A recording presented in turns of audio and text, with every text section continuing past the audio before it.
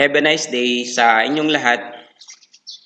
So dito sa topic na to, the accounting cycle of a service business. So I preferred na recorded video na yung ginawa natin dito para pwede nyong ulit-ulitin every time na gusto nyong pag-aralan, no? Kapag hindi pa ninyo na-master, pwede lang ninyong i-replay itong video na ito.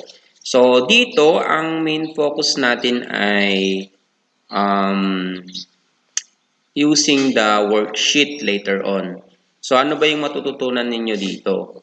So in this unit, we will discuss the accounting cycle of a service business. So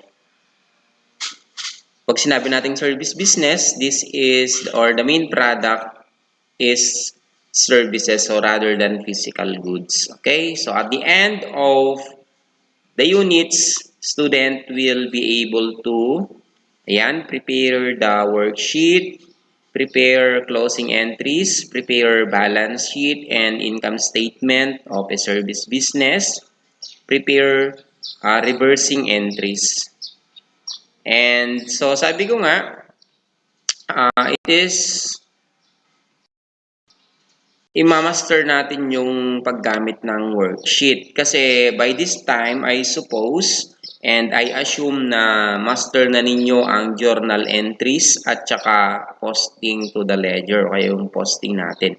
So dito ngayon, ang tututukan natin yung worksheet and mamaya the financial statements. Okay? So ano nga ba yung worksheet? So itong worksheet na to is an analytical device used to facilitate the gathering of data for adjustments, so the preparation of financial statements and closing entries. So dito natin ilalagay, parang working paper natin to, no? Para makagawa tayo later on ng ating mga financial statements. Yan.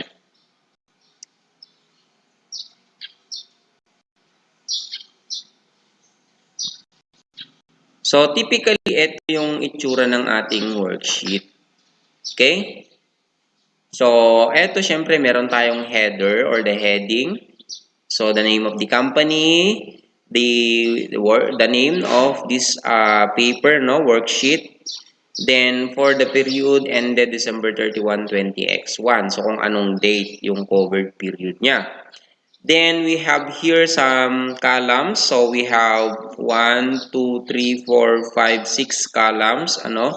So dito nakalagay yung ating mga account titles. Ayan. So accounts in the ledger are listed. So ito. Then unadjusted trial balance. Isusulat mo rin dito yung mga unadjusted trial balance mo. So kapag nakagawa ka na ng unadjusted trial balance, you can copy the balances here, then the adjustment. So dito natin nilalagay yung ating mga adjustments para ma-effect natin, and we can also prepare now the adjusted trial balance. So once prepared na ang adjusted trial balance mo, we can now draft the information that will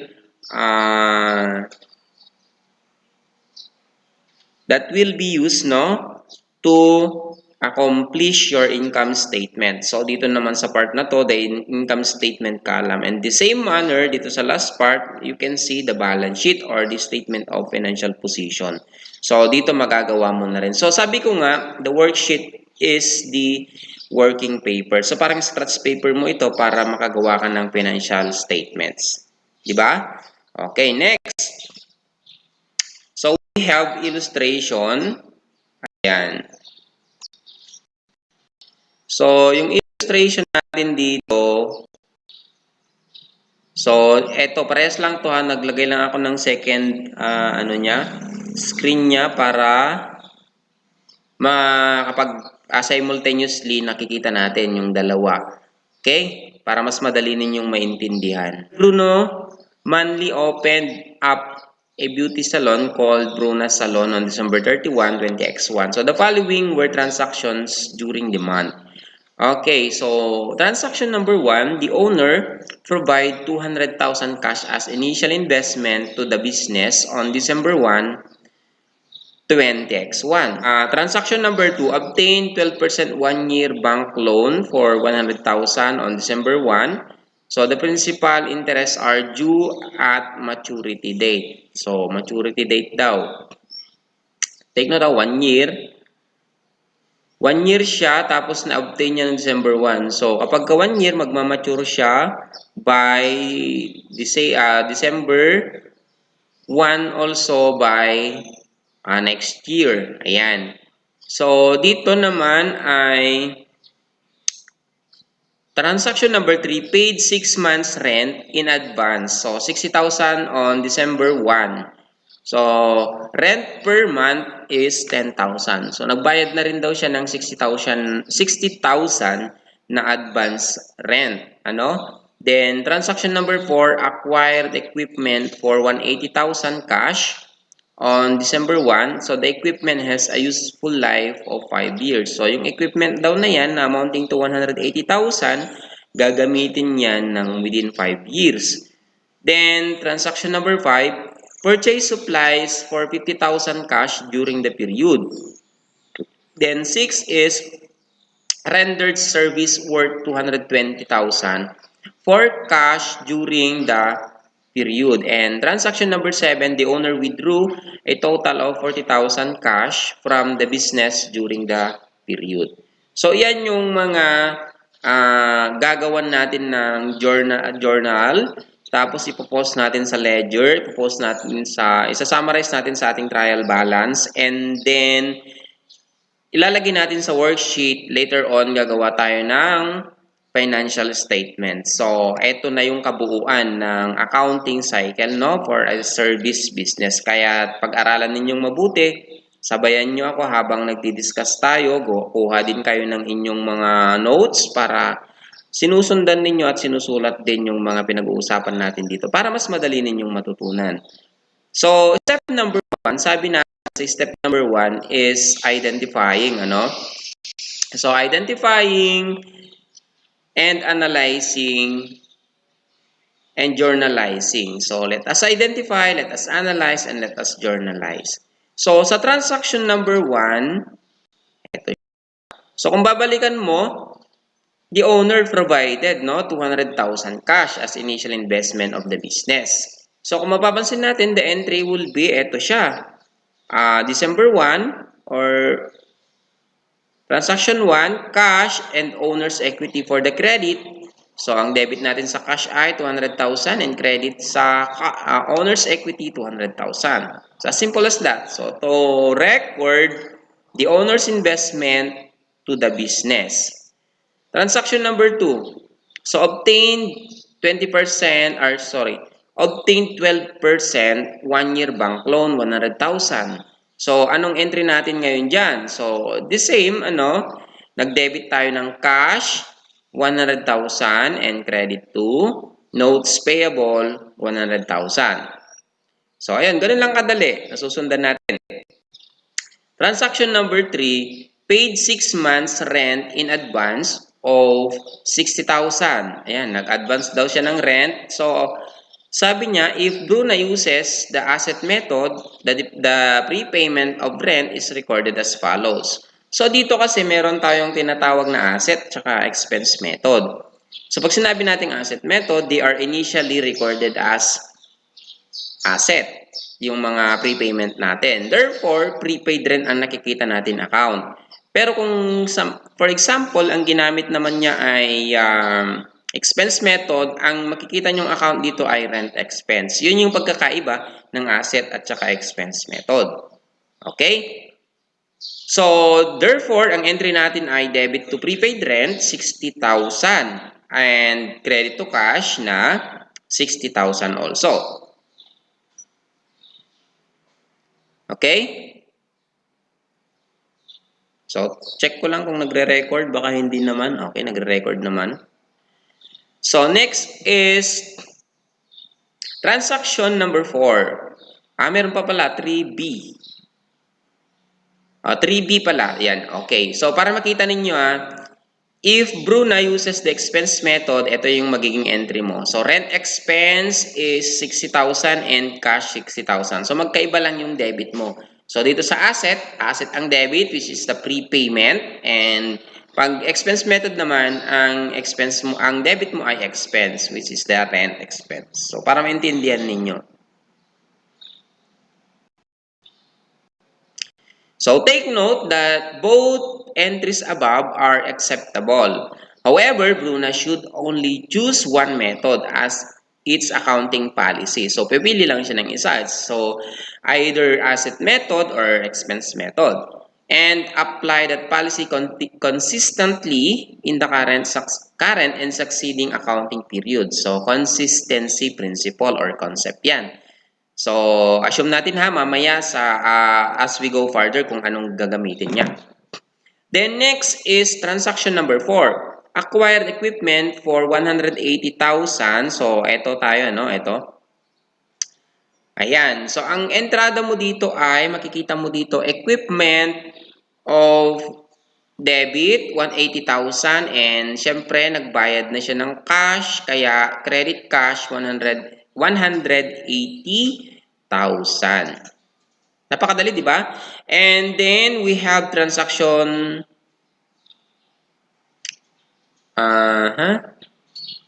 Transaction 5. Ito. Purchase supplies for 50,000 cash during the period. Ayan. So, again, if Bruna uses the asset method, purchase of supplies is recorded as, ayan, supplies or prepaid supplies. So, pwede nang gumamit ngayon ng word na prepaid supplies. So, pero you can use simply supplies. Okay? For the debit, that's 50,000. And for the credit, you can use the cash, 50,000 also. So, to record the purchase of supplies. So, kapag ang ginagamit ni Bruna, for example, is an expense method, ang makikita mong entry for the debit, initially recorded as supplies expense. So, expense siya. 50,000 and cash, 50,000. So, ganun lang. Then, transaction number 6, or yan, rendered service worth 220,000 for cash during the period. So, meron na daw siyang na-render na service sa mga customers. So, nagkaroon siya ng cash ngayon. So, debit to cash, 220,000 and credit, service fees or service revenue. So, ang ginamit dito is service fees. So, let's use service fees. So, 220,000. So, to record service fees. So, ganun lang yung magiging ano mo. Ganun lang naman yung ginagamit sa paglagay ng mga description. And then, transaction number 7, the owner withdrew a total of 40,000 cash from the business during the period. So, nag-withdraw daw siya ng 40,000. So, ano magiging entrada? So, owner's drawing, 40,000 and cash, 40,000 for the credit. So, pwedeng account na gagamitin ay owner's drawing. Some company also uses the tawag dito, owner's withdrawal. Okay?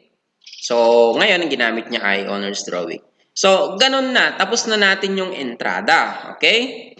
So, yung entry natin, tapos na tayo. So, ito yung mga journal entries, ano? Ayan. So, ang next na gagawin natin ay posting. So, the journal entries are posted to the ledger. So, ngayon, magpo-posting naman tayo sa ating ledger. So, dito makikita nyo yung ating mga ledgers, ano, dito sa part na to, sa left side natin. So, dito naman, ito yung mga journals natin. So, i-explain natin kung paano ilipat ang mga nasa journal sa ating ledger. Okay, tuturo ko sa inyo yung step. So, dito yung ledger natin. Gagawa ka ng mga ledger mo ng mga lahat. Cash, equipment, ano pa ba? So, yan lang yung nasa asset. Sa liabilities naman, notes, payable lang. Tapos sa equity, meron din owner's equity tsaka owner's drawing. So, mamaya na yung iba. Now, ang gawin nyo, ang tamang proseso sa pag-post, it's per transaction. So, chronologically din yan. So, para hindi kayo malito. So, una, transaction number 1, ito muna i-post ninyo. Yan. So, cash, 200,000. So, debit, pupunta natin dito sa ating ledger, dito, makikita ninyo sa ating ledger ng cash, nagkaroon tayo ng debit na, tawag dito, 200,000. Okay? So, tapos ngayon, pagka na-i-post mo na, maglalagay tayo ng posting reference. So, ibig sabihin, mamarkahan mo yun na i-post mo na yan.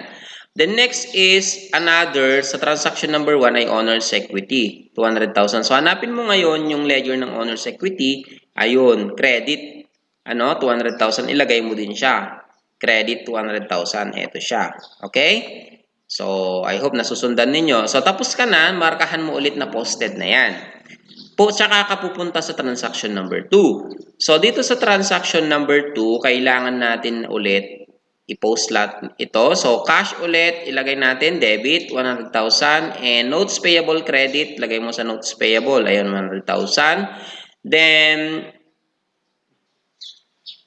ang ginamit natin ay expense method. So, ito expense. Kasi sabi kanina, kagamit lang tayo ng isa.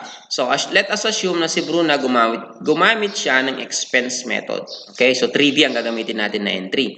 So, transaction 3, ipopost natin sa rent expense. Ayan, debit 60,000. So, hanapin natin yung ating ledger ng rent expense. So, ayun, rent expense, ilagay lang natin. So, 3B. Or the date date yan, for example, 60,000. So, debit. Then, transaction number 4, equipment and cash. So, debit tayo sa equipment.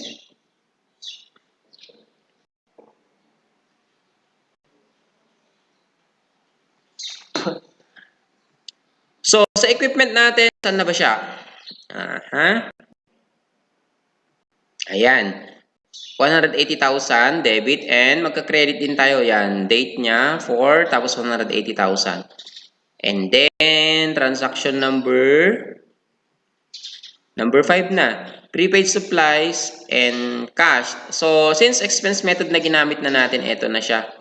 Okay, expense na rin. So lalagay natin sa ating expense yung supplies na yan. Ayan. So, 50,000 debit and credit natin sa cash, sa ledger ng cash natin. Nasaan na ba siya? So, eto siya. Credit, no? 50,000. Ayan. And then, another cash at saka service fees. So, eto naman siya. 220,000. Tapos, naglagay tayo dun sa owner's equity na ayan. Service fees sa income naman natin. So, dito 220,000 credit. Tapos, yung 40,000 natin na drawing, ilagay natin sa debit sa drawing. Ayun, ito. Tapos, yung ating cash ulit na 40,000, ilagay ulit natin sa cash credit. Ayan. Tapos, after that, kukunin na natin yung total difference, yung mga balances. So, ang balance ng ating cash, that is total debit minus total credit. So, kung ano yung mas malaki, doon natin ilagay. So, dito mas malaki ang debit, kaya sa debit mo ilagay yung balance niya. 190,000. So, the same sa equipment, 180,000. Sa liabilities, wala namang iba na transaction. So, 100,000 as is.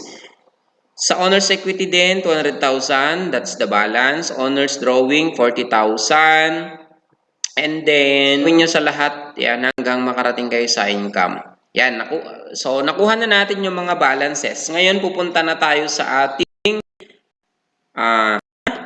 unadjusted trial balance. That is the step number 4, unadjusted trial balance. So, ang gagawin mo ngayon dito sa unadjusted trial balance mo, lahat ng mga balanse dito sa ating ledger, ayan, mga ledger accounts natin, ilalagay natin dito sa ating unadjusted trial balance. So, for example, cash. So, yung cash natin is 190. Ito, naka-debit. So, ilagay mo siya sa debit, 190. Equipment, also, ayun, 180, naka-debit din. Notes payable, 100,000. So, ayan, 100,000 dito. Lagay mo as credit kasi naka-credit siya. Owner's drawing, naka-debit siya. Owner's equity, naka-credit also. So, 200,000. The drawing, 40,000 for the debit. Then, service fees, 220,000, credit. Rent expense, 60,000 debit, and supplies expense, 50,000 debit. So, ganun lang kadali ang gumawa ng ating unadjusted trial balance. So, take note, huwag niyong kalimutan lagyan ng kanyang header, yung mga heading, ayan. Okay? So, after that, nakalagay na tayo sa ating trial balance, pupunta na tayo sa adjusting. Tignan pa natin yung ating balance ng trial balance natin. So, ayan, yung ating trial balance totals 520,000 for the debit and 520,000 sa ating credit. So, ang connotation nito, balance ayan. So, ibig sabihin, okay, parang walang mali naman. So, kaya pwede natin ipagpatuloy. So, step number 5 is the adjusting entries. So, dito na tayo sa adjusting entries natin. So, sa adjusting entries, kung mapapansin nyo, may mga transaction kasi tayo na ginawa, kung babalikan natin yung ating mga transactions, na they need to be adjusted. So, for example, ito, the following information was identified on December 31, 20x1. So, the water and electricity bills in December amounting to 3,000 are not yet paid. So, merong daw dumating na bill na 3,000 for December, hindi pa nabayaran. Then, the cost of unused supplies is 20,000. Tapos, yung supplies, di ba, in-expense mo kasi lahat. Okay? Ngayon, at the end of the period, nakita mo, meron pa namang worth 20,000 na hindi nagagamit. So, anong gagawin natin dyan? So, hindi naman makatarungan na expense na lahat yun, pero hindi pa nagamit. Kaya, i-adjust natin yung ating mga accounts para maipakita natin kung ano yung totoong laman ng ating mga financial statements. Okay? So, adjusting entries number 1. So, gagawa ka ulit. Ito, gagawin mo ulit sa iyong journal. So, sa journal entries mo, babalikan mo ulit yung journal entries, magjo-journalize ka ulit. So, the unpaid water and electricity bills in December totaling 3,000 are accrued as follows. So, ang entry mo ngayon ay utilities expense. Okay. Magdadagdag ka ng utilities expense mo. Tapos, magkakaroon ka ng utilities payable. So, bakit utilities payable? Bakit hindi cash? Because sabi, hindi pa nababayaran. Kaya, payable lang muna ilagay natin dyan. So, just to record na recognize natin that there is an expense and also, we have a liability. We have a payable amounting to 3,000. So, that's the entry for that. Then, next is interest, So, interest expense. Let us compute. Kasi umutang tayo sa bangko. If you can still recall, kanina yung transaction number 2 yata yun. So, interest is equal to principal times rate times term. Kaya, kung mapapansin mo, yung kanyang principal ay 100,000 times 12%. Diba? 12% yung interest niya. Times 1 month over 12. Bakit 1 month over 12? Because, kung papansin, that's December 31 na. December 1 to December 31 kasi yung reporting natin. Kaya 1 month lang yung nag-elapse na period. Kaya 1 month lang yung i-compute natin na unpaid interest. Kaya ang entry natin dito ay adjusting entry for interest expenses as follows. So, interest expense 1,000 tapos interest payable na 1,000. Okay? Just to recognize na meron kang expense sa interest at meron kang kailangang at nagkaroon ka, ng liability para sa interest. So, that's the entry. Now, let's move to another adjustment. So, ang adjustment number 3 natin is the depreciation expense. So, bakit nga magkakaroon ng depreciations? Because you have an equipment which is expected to be used for 5-year period. So, ibig sabihin, kapag gagamitin mo ng 5-year period yan, it is not wise to record it as expense outright. Di ba? Hindi naman pwedeng bumili ka na ng equipment, 180,000, tapos ilalagay mo na lang agad na expense yung 180,000, gagamitin mo naman yan ng 5 taon. So, the correct procedure para maganda yung ating presentations at we are tawag dito, following the accounting standards, kailangan natin siyang i-depreciate. I-divide natin yung kanyang value sa kanyang useful life. Therefore, the cost of the equipment which is 180,000 divided by the useful life of 5 years. Kaya ang makukuha natin, there's an annual depreciation expense of 36,000. So, ibig sabihin yan, ang kailangan lang natin na i-report na expense for the period is 36,000, not the entire 180,000. Okay? So, nakukuha nyo? So, that's for 1 year. However, take note again, because equipment has only been used for 1 month. So, ginamit lang natin yan ng buong December. Kaya, ang i-recognize lang natin for that particular year, December 1 to December 31. So 36 divided by 12 or multiplied by 1 over 12, ang makukuha natin ay 3,000. Kaya ang entry natin for this is debit to depreciation expense, which is 3,000, and credit to accumulated depreciation, which is 3,000. Okay? So I hope nasundan at nakuha nyo yung principle beyond that. So now, kung titignan natin the offshoot, no, of this particular equipment, ano nang nangyari after we calculated the depreciation expense? So the carrying amount of the equipment as of December 31, 20X1 is determined as follows. Kung titignan mo, equipment which originally 180,000, then there is already a contra account na dito na kinokontra niya yung ating equipment, no? So ibig sabihin ito na yung nag-depreciate value. So, accumulated depreciation, 3,000. So, the equipment net carrying amount as of December 31 is only now 177,000. Okay? So, I hope you are following this illustration. Now, let's move to transaction or adjustment number 4. So, sa adjustment number 4 natin, you can see here, the previous transaction paid 6 months rent of 60,000, di ba? Ngayon, kung titignan mo, ang rent per month is 10,000. Tama? Kasi 60 divided by 6 is 10,000. So, ang nagastos lang dito ay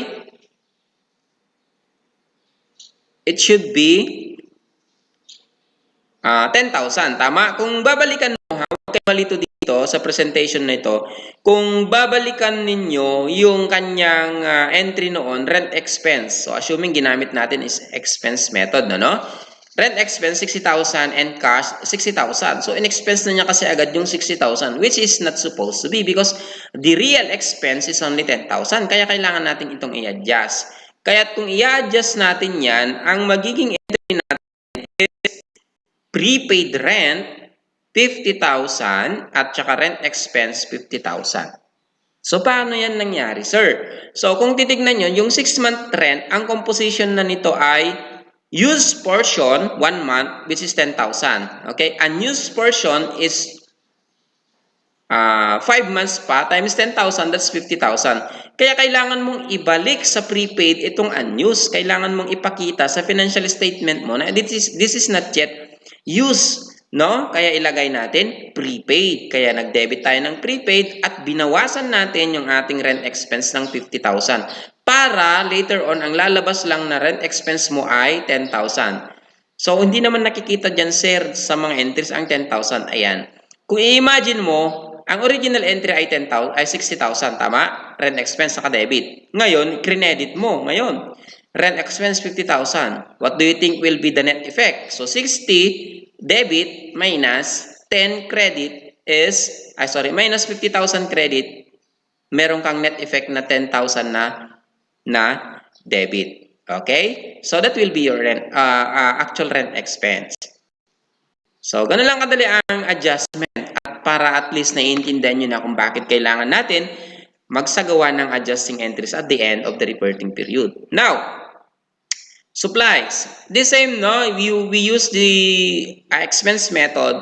So, the original entry was supplies expense, which is 50,000 and cash 50,000. Okay, wala tayong pakialam sa cash.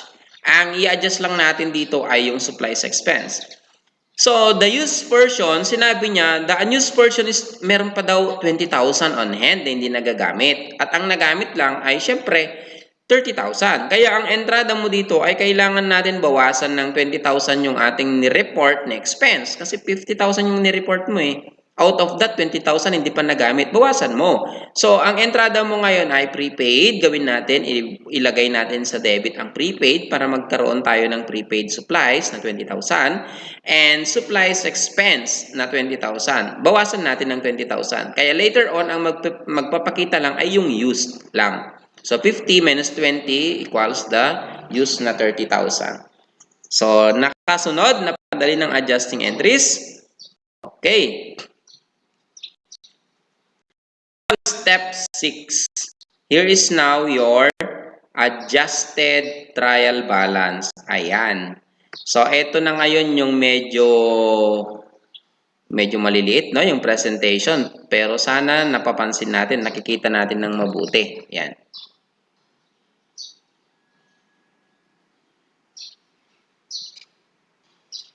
So, ganito lang. Sa adjusted trial balance naman, so andito na tayo sa portion. So, tuloy-tuloy ito, nakat lang dyan sa bandar yan. So, ito na lang pinakita. Okay? So, ayan. Kailangan nating balikan itong ating mga, ang tawag dito, adjustment. Take note yung mga adjusting entries na to, they are also posted sa iyong mga ledger. So, kailangan meron ka ding ledger ng utilities expense. So, whatever be the effect, nagkaroon ng debit, so i-post mo rin sa ledger mo. Para hindi magiging magulo at saka hindi magsisync yung mga recording. So, kailangan, ang gawin mo dito ay i-post mo muna sa ledger. So, kapag nag-post ka sa ledger, ang magiging effect kasi niyan ay para lang makita natin dito sa ating ating worksheet So yung utilities expense nagkaroon ulit dito sa adjustment, diyan. Adjustments, okay? Utilities expense debit 3,000. Utilities payable, lagay mo din naka-credit 3,000. So ganun lang, sundan mo lang tong ginawa mong entries. Interest expense, ayan, syempre, nabi natin, normal balance ng expense, debit, kaya lagi naka-debit yan, debit, 1,000. Payable, interest, payable, so credit, 1,000. Depreciation expense, so expense ulit, debit, and accumulated, credit. So ayan, so itong mga to, itong ginawa nyong entries dyan, ilipat nyo ulit dito. Okay, i-reflect nyo dito sa ating worksheet. Okay? So, ganyan, prepaid rent, 50,000. Yung saan na ba yung ating entry? Ayan, prepaid rent. Yun, debit, 50,000. Lagay mo lang doon. Prepaid rent, debit, 50,000. Prepaid supplies. Ayan, debit, 20,000. So, ano ba yung mga credit niyan? Rent expense, saka tawag dito, supplies expense. Ayan. So, kaya nagkaroon din siya ng tawag doon, saan na yung mga supplies expense natin? So, nagkaroon ng debit nagkaroon ng credit sa ating rent expense. So, ito yung counterpart niya, 50, tapos nagkaroon doon, credit 50. Tapos, ano pa ba? Yung ating supplies na dinebit dito, ng counterpart niya, ayun, supplies expense, credit. Okay. So, focus tayo dito sa ating worksheet. So, anong magiging epekto niyan, sir? Pag na-post na natin, okay, na-reflect na natin yung adjustment. So, ang gagawin mo ulit, gagawa ka na ngayon ng adjusted trial balance. Ito na siya. So, ngayon, cash, tignan mo lang if there are adjustment or wala. Kung walang adjustment, then as is, copy mo lang sa debit. The same as equipment, wala namang adjustment. Same as notes payable, wala namang adjustment. And owner's equity, the same, walang adjustment. Owner's drawing, walang adjustment. As is, rent expense, asan na ba? So, rent expense, ayan. So, merong adjustment ang rent expense ba? Meron So, meron siyang adjustment ng ang rent expense. So, paano nangyari yon? So, we have here rent expense dito. So, yung rent expense mo diyan is credit of 50,000 and meron ka man namang originally, meron ka ditong 60,000. Tama? Pansin nyo? So, rent expense, 60,000. Ayun. Tapos, na originally debit, tapos meron naman siyang credit dito na 50,000. Kaya, ang net effect niya ay magiging 10,000 debit. Nakuha? Nasundan? Another thing is the supplies expense. Kung titignan mo yung supplies expense, 50,000 siya, debit. Tapos, because of the adjustment, nag-credit ka ng 20, kaya ang lalabas lang dito ay 30,000. Okay? And other things are, we have your, tawag dito, we have your utilities expense, ayan, 33,000. And we have your payable, 3,000. So, ilagay mo na lang lahat dyan. So, kukunin na natin yung ating balances. So, yung balances niya, 527,000 and 527,000, which is equal. So, ganun lang. Nagawa mo na ang iyong worksheet. What's next? So the adjusting entries are provided below to facilitate your understanding of the partial worksheet above. So ganyan. Okay.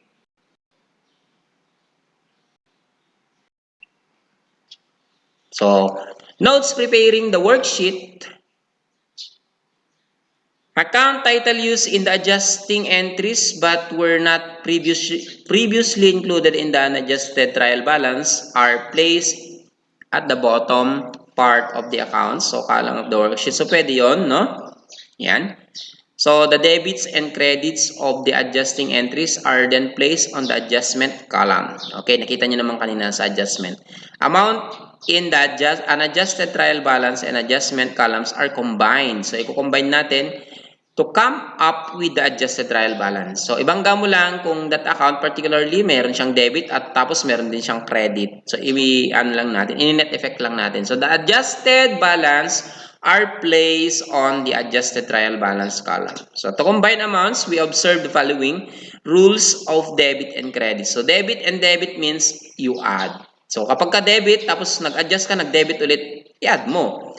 Tapos credit and credit means also you add. So negative plus negative because both negative, di ba? So debit and credit or vice versa, so negative plus positive or positive plus negative, syempre magsusubtract sila. Kukunin mo yung kanilang net effect. So ganun lang. Okay? So, mapapansin nyo, lahat ng mga columns ng ating ng trial balance natin sa debit and credit, they are balance. So, sa unadjusted natin kanina, 520 and 520. So, okay naman. Balance naman, di ba? So, dito naman sa adjustment, 77 ang total debit at 77 din ang total credit. Dito rin sa adjusted, so 527 ang debit and the same for the credit. Okay? So, ayan. So, kung mapapansin ninyo, meron tayong ginagamit sa accounting na double rule. Ano ba nga ba ang double rule? So, they are used to connote total or the end of the computation. So, parang ano siya, parang if you are writing a sentence, pag nagtuldok ka, hanggang dun na lang, di ba? So, parang ganito din, if you are computing pababa, so ito yung footing mo, yan, footing tawag natin dito no, sa pinakababa pag nag-arithmetic calculation ka. So, ibig sabihin, kung hanggang dyan na lang siya, magdo-double rule ka na. So, parang ganon. Okay? Financial statements na. So, ayan. The financial statements are at the end product of the accounting process. Information from the journal and the ledger are meaningless to most users unless they are summarized and communicated through the financial statements. Okay? So, magiging meaningful lang lahat ng ginawa mong yan. So, sabi ko nga sa inyo, lahat ng mga yan ay working paper mo pa lang. So, parang scratch paper, di ba? Ito yung final output. So, those are meaningless. Those worksheet or working papers, they are meaningless kapag hindi mo sinamarize sa iyong at kinommunicate. Ano? So, gamit ang mga financial statements. Okay. Statement of financial position or the balance sheet shows the information on asset, liabilities, and equity. So, dito natin makikita later on anong nangyari sa asset, ano ang condition ng ating assets, liabilities, and equity. Then, statement of profit or loss or income statement shows information on income and expense and consequently the profit or loss for the period. Okay? So, marami pang iba, no? Marami pang other na tawag dito, financial statements. So, ang ano lang, i-emphasize lang muna natin para hindi naman kayo masyadong ma-overload. Itong dalawa. Statement of financial position and statement of profit or loss. Okay? So, you ready? So, preparation of the financial statements.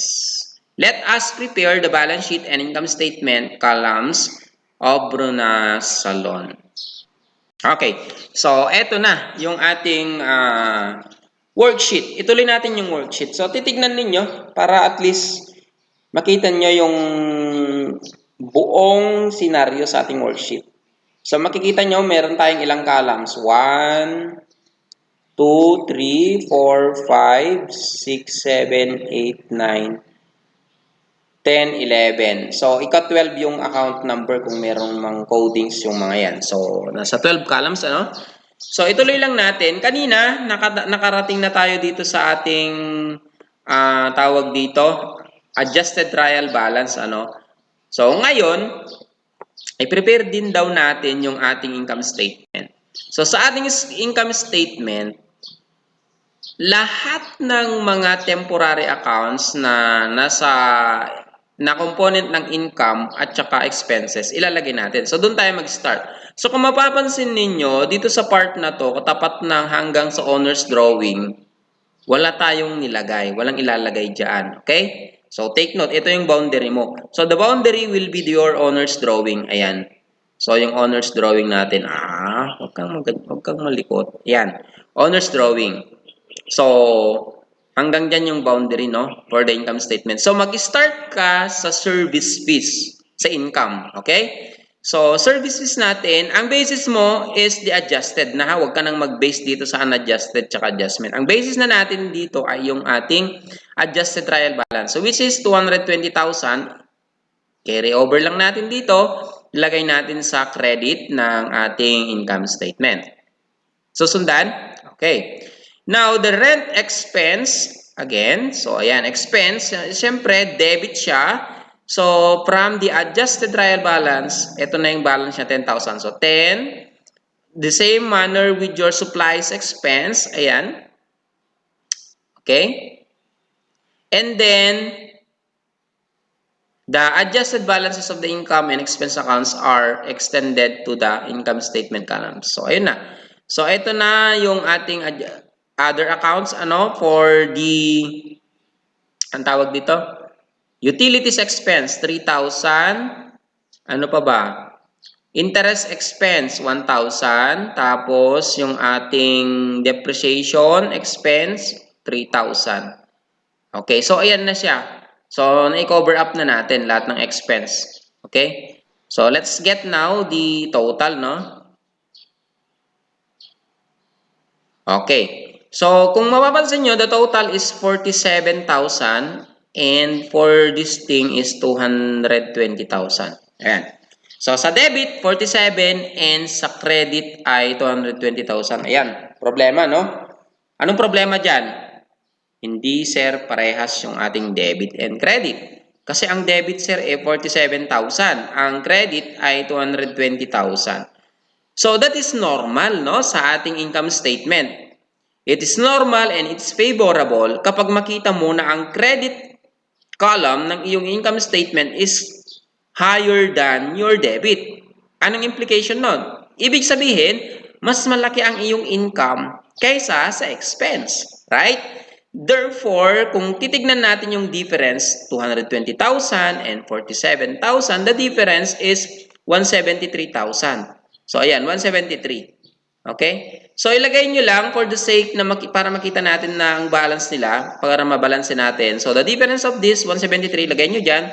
Then, kukunin natin 47 plus 173 is 220 and total balance is, for the debit also is 220. No, balance na sila, di ba?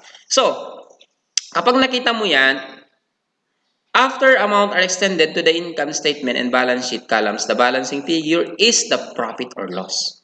So, kung saan yung mas mababa, doon mo ilagay itong balancing figure mo. So, ibig sabihin, this either be your profit or loss. Okay? So, ito ngayon ay ang ating profit. Ayan. So, 173 is the profit of the period. Okay? So, nakapture mo na dito sa ating income statement column ng ating worksheet. Nakita na natin initially kung magkano ang performance. O anong performance, kumita ba or nalugi. Okay? So, this same, let's move to the next. Dito naman sa ating balance sheet or for your statement of financial position. So, this same procedure, you need to carry over, no, the balances from your adjusted trial balance. For the cash, 190,000 debit, equipment, 180,000 debit, and for the notes payable, 100,000 credit, the capital, 200,000 credit, the drawing, 40,000 debit. And what else? So, meron pa tayo ditong mga iba, iba na account for our financial position or balance sheet like interest payable kasi yung mga yan they are part of your tawag dito balance sheet, the payable, the accumulated depreciation. So meron tayo dito. So ilagay mo lang saan ba balance sila? Nasa credit, ano? Nasa credit sila. Ayan, ito sila. So ilagay natin 3,000. Ayan, ito pala sila yan. So 3,000 interest payable. 3,000 utilities payable, 1,000 interest payable, and accumulated depreciation na 3,000. Yan, 3,000. And the same, these are asset, yung prepaid rent and prepaid supplies, they are asset. So 50,000 and 20,000. Lagay din natin sa debit column. Okay, debit. Since they are located in the adjustment na nasa debit din sila. So, kukunin na natin yung balance. Okay?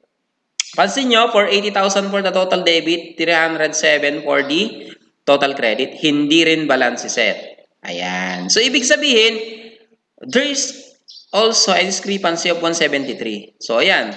Automatically na ito dapat ang discrepancy niyan. Kapag ka hindi 173 ang nakuha mo dyan, ibig sabihin may mali ka. Baka meron kang hindi na ilagay. So, kailangan kunin natin. After amounts are extended to the income statement and balance sheet columns, so the balancing figure is profit or loss. Okay, nasabi na natin. Ilagay nyo ulit dyan. So, balance. So, bakit sa credit, sir, ilalagay? Bakit sa hindi sa debit? So, since this is an income, additional to your tawag dito, it's an addition to your owner's equity.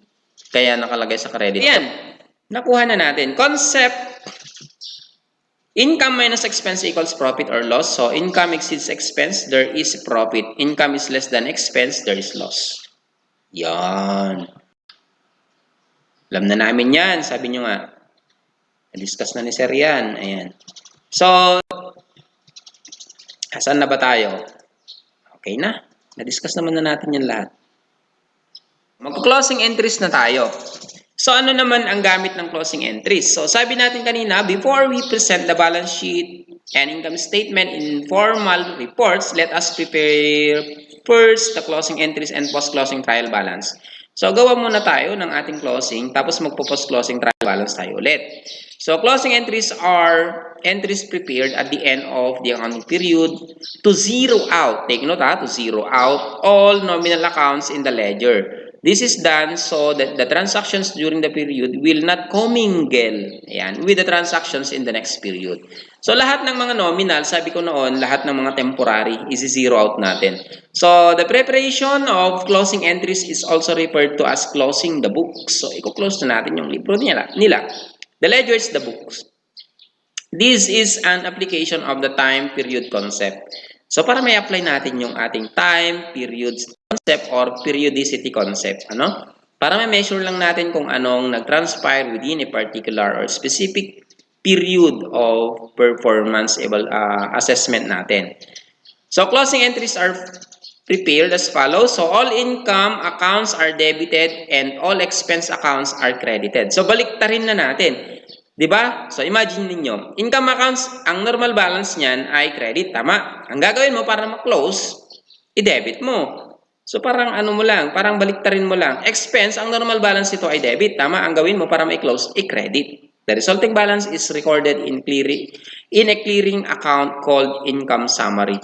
So, kung ano man yung magiging discrepancy niyan, i-close ulit natin or lahat niyan, i-close natin sa tinatawag nating income summary. So, isa-summarize na niya. The balance of income summary is close to the owner's capital account. So, later on, ang income summary is also a temporary account. Okay? Kailangan din natin i-close yan. So, i-close din natin siya sa owner's capital. Since owner's capital is a permanent account. Tama? Yung mga temporary, i-close natin sa income summary. Later on, income summary will be close to your capital. Okay, so any balance in the owner's drawing account is close to the owner's capital also. So another thing is yung drawing, no? Yung withdrawal, kailangan din natin siyang i-close kasi temporary din siya. So ibubuhos din natin siya sa owner's capital account. Yan. So I hope you are still following and makes this tawag dito, discussion or topic more interesting to you. Okay? So, illustration of closing entries. So, let us prepare the closing entries of Bruna's Salon. The income statement and the balance sheet columns are reprovided below to aid us in determining the accounts to be closed. Ayan, tuloy natin yung ating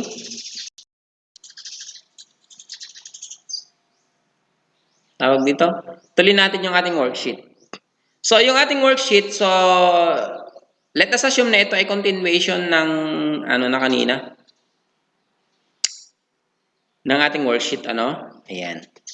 So, kung mapapansin ninyo, meron tayong mga accounts. So, mga accounts na kailangang i-close ay eto. Sa income statement, meron tayong mga kailangan i-close. Ano sila? So, yung ating service fees, i-close natin yan. Yung ating rent expense, i-close natin yan. Yung ating supplies, close. Ayan, i-close ang utilities, i-close ang interest expense, i-close ang depreciation expense. So, nakita nyo, lahat ng income, lahat ng expense, i-close. And sa balance sheet, iisa lang i-close natin na makikita, yung ating nag-iisang owner's drawing. Okay, so paano yan i-close ulit? So, yan, dito na tayo. Closing entry, income summary. Yan, income and expense accounts are close to the income summary account as follows. So, ulit, this is just a continuation on your journal entry. So, punta ka ulit sa journal. So, i-record mo ito. Ayan, kailangan mong ma-i-record sa journal yan. So, service fees. Sabi natin kanina, kailangan nating i-debit. Ayan, debit mo na si service fees. Di ba originally nasa credit yan? Debit. Lahat ng expense, originally nasa debit, ilagay mo lang silang lahat sa credit. Kunin mo lang yung amount. So, ganun lang kasimple ang closing. Napakadali. Then, whatever be the difference, siyempre, hindi parehas to, di ba? Hindi balance yan, yung 220 versus itong lahat ng to. So, na-compute naman na natin kanina sa ating worksheet na ang balance niyan ay 173,000. So, i-close natin sa income summary credit, 173,000. So, take note ha, bakit naka-credit yung income summary? Because it happened na yung transactions ay resulted to income. Mas malaki kasi yung service fees natin. Kaya pupunta siya sa credit. Pero kung baliktad yan, mas malaki ang expenses kaysa sa service fees.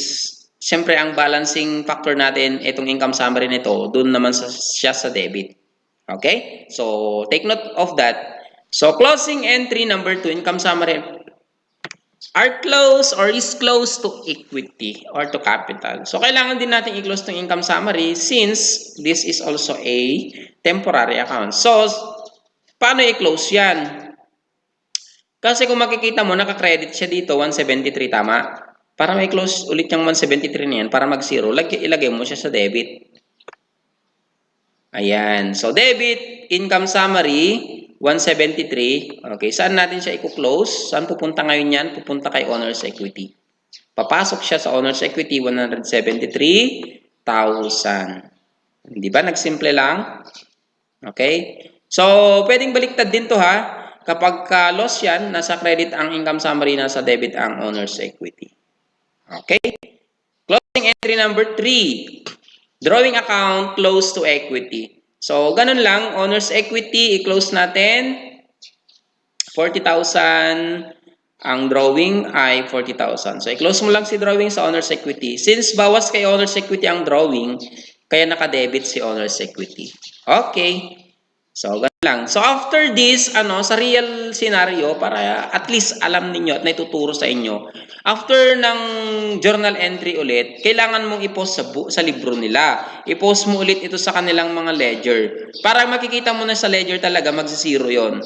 Di ba? Initially, kung babalikan nyo, if you can still recall, yung ledgers natin kanina, may mga ledger tayo ng lahat ng account doon. So, kapag ka nag-journal entry ka, lahat i-post mo din. So, kung debit yan, lagay mo sa debit. Kung credit yan, lagay mo sa credit. Tsaka mo kukunin ulit yung kanilang current balances. So, by this time, pag tapos ka nang nag-closing entry, lahat ng mga naka-record doon kanina na rent expense, mga utilities expense, at whatsoever, lahat na sila ngayon ay nag-zero na. Kasi nag-debit ka doon, tapos nag-closing ka, nilagay mo sa credit, the same amount, debit, the same amount, credit, the same amount, the effect is zero. So, sa ledger nila ngayon, makikita na natin zero na sila. Okay? So, I hope na nasundan. Then, let's move to the next step, preparation of your post-closing trial balance. So, dito naman sa post-closing trial balance natin, lahat ng mga may amount, ayan, balikan mo si ledger. Pag binalikan natin si ledger natin, lahat ng mga may amount ay, yun yung gagawin natin na ilalagay natin, included in your post-closing trial balance. So, pag sinabi nating may amount, siyempre sila lang yung mga permanent account. So, the asset, liabilities, and owner's equity account lang ang mga yon. So, the amounts sa post-closing trial balance will be the beginning balance of the accounts in the next period. So, ito na ngayon yung magiging beginning balance natin by next period. So, on our illustration, we started December, no? So, ang next period natin is by January. So, yun na yung magiging basis natin as their beginning balances. Okay? Asan na ba yung post-closing? Ayun! Ito na ngayon yung continuation. Ayan, nakita nyo na yung buo. Ang dami, no? So, ang dami. Nagdagdag pa tayo ng how many plus 4. So, naging, 14, 16 columns na lahat. So, ito yung closing entries natin. Nag-close na tayo dito. Ayan. So, just to reflect, naka-debit dito yung 40,000 mo na drawings, tapos naglagay ka na ng credit dyan, kaya ang net effect niya ngayon, zero na siya. Tapos yung service fees mo dito na credit, tapos naglagay ka dito ng debit, ang net effect niya ay zero. So, sa ating post-closing trial balance, ang na-filter na lang dito at naiwan ay yung mga hindi na i-close na account. So, ito na yung mga permanent account. Ano ba yan? Ano ba nangyari sa'yo, ate, kuya? Gusto kong tinapay. Ayan. So, ayan na. Para mapabilis tayo. So, lahat ng may amount, ilagay lang. So, itong expense, wala nang laman yan. Ayan. Itong payable, meron. Expense ulit, wala na. Ayan. Tapos, payable ulit, nandun. Yung mga expense ulit, wala. So, ayan. At saka yung ating prepaid rent, prepaid supplies. Okay? So, ito lang yung may laman. So, balance ba? Yung closing entries natin, balanse? Balanse. Tapos yung post-closing trial balance natin, balanse. So, ayan. Hanggang dyan natatapos ang role ni worksheet. Okay? So, napakadami nyong gagawin, no? Para lang makabuo kayo ng inyong report if you will be the accountant or the bookkeeper later on. So, amounts in the balance sheet and income statement columns are combined with the amounts in the closing. Ayan. Nasabi ko naman na yan. So, dito na tayo ngayon. Notes. Okay. After closing entries are posted, the nominal accounts, income, expense, and drawing accounts have zero balance. Take note of that. So, at this point, these accounts are referred to as closed accounts. So, closed account has no balance. Open account has balance. Okay?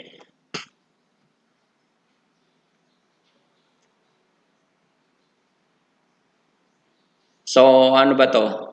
Columns in the worksheet, unadjusted trial balance, so real, nominal, and mix ang nakalagay dito, account. So, equality of debits and credits. So, dapat equal yan. Adjusted trial balance, real and nominal also ang nakikita dyan. Debits and credits are equal. Income statement, nominal accounts only. Yan. The difference between the debits and credits presented for profit or loss. Balance sheet, real accounts only. Okay? The difference between the debits and credits presented profit or loss. Post-closing trial balance, so real accounts only, debits and credits are equal. Okay?